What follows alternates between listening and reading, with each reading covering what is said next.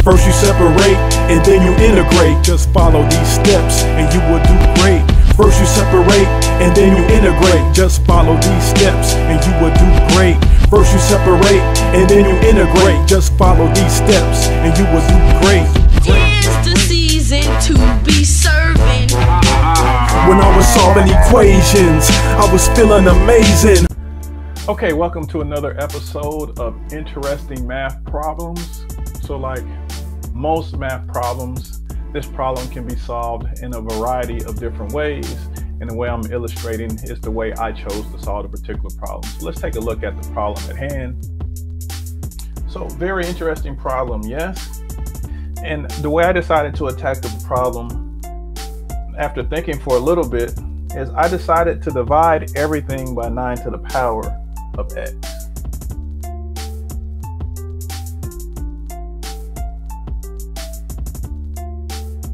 So despite the value of x, 9 to the power of x is never going to be 0.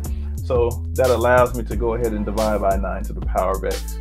So when I do so, I'll have 4x over 9x plus 6x over 9x, which of course will equal 1.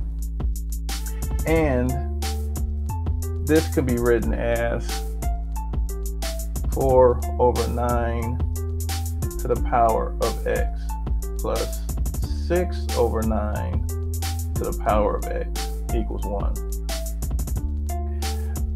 Now, when I was thinking about the problem, this seemed like a very good thing to do simply because 4 over 9 is 2 over 3 squared. So this is like 2 over 3 squared to the power of x. And 6 over 9, well, that reduces to 2 over 3 to the power of x. And then of course you have 1. So if you look at this, you know, it kind of looks like a quadratic. You have something to some power here, and this is to twice as much as that power, and then you have some constant. In fact, let me rewrite this as 2/3 to the power of 2x plus 2/3 to the power of x, and we'll still say that equals 1.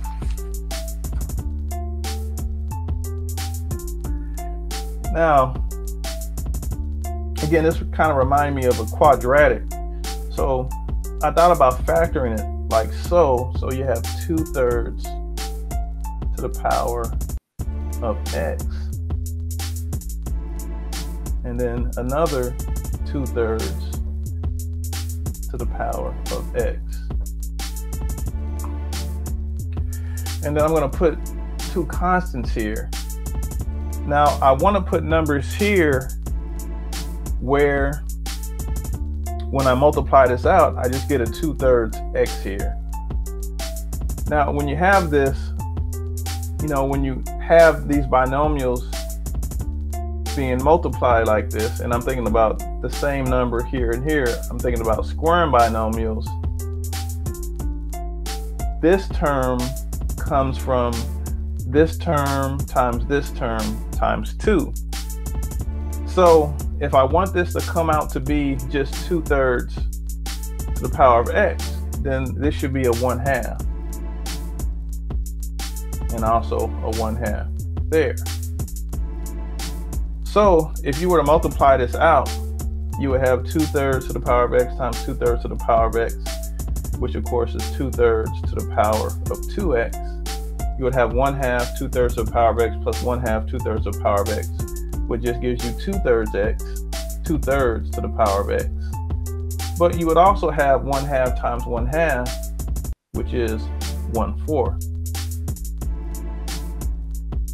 So that means that this is almost the same as this, except it's 1/4 bigger. So that means I can rewrite this as 2/3 to the power of x plus 1/2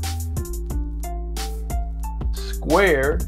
Now again, that's this. So 2/3 to the power of x plus 1/2 squared, that's this. Now that would give me this, but that's 1/4 bigger than this. So minus 1/4.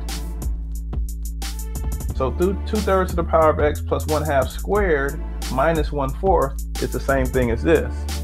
And so I can say that equals 1. And then from there, it's just pretty basic algebra. What we'll do is we'll move the 1/4 over and take the square root and, proceed from there. So let's go ahead and do that. So we'll move the 1/4 over. It'll be 1/4 plus 1, that's 5/4. And so you'll have 2/3 to the power of x plus 1/2 squared equals 5/4. And you can take the square root of both sides,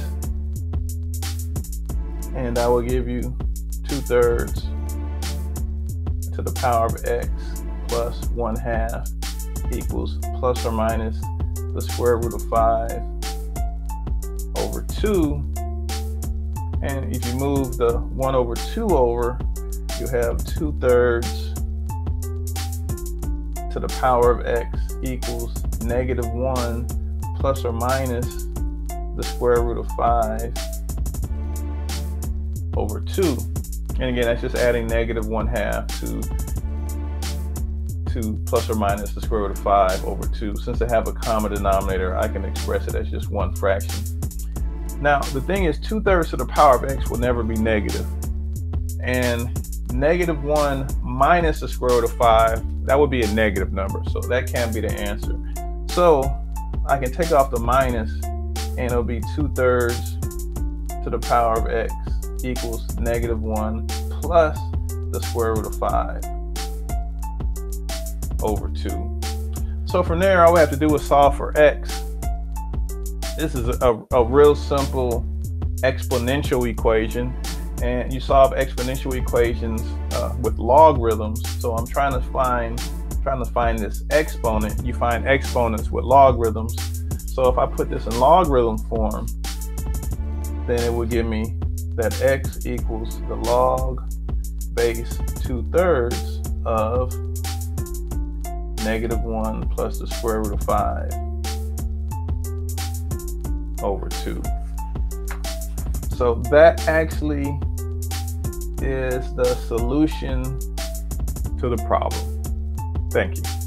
Specialized in science and math, original black men, busting thoughts that pierce your mental, the fierce, ripping your section. Vocal toe to toe, impeccable, splitting your back, son. Simple as addition and subtraction, black thought, the infinite relax one.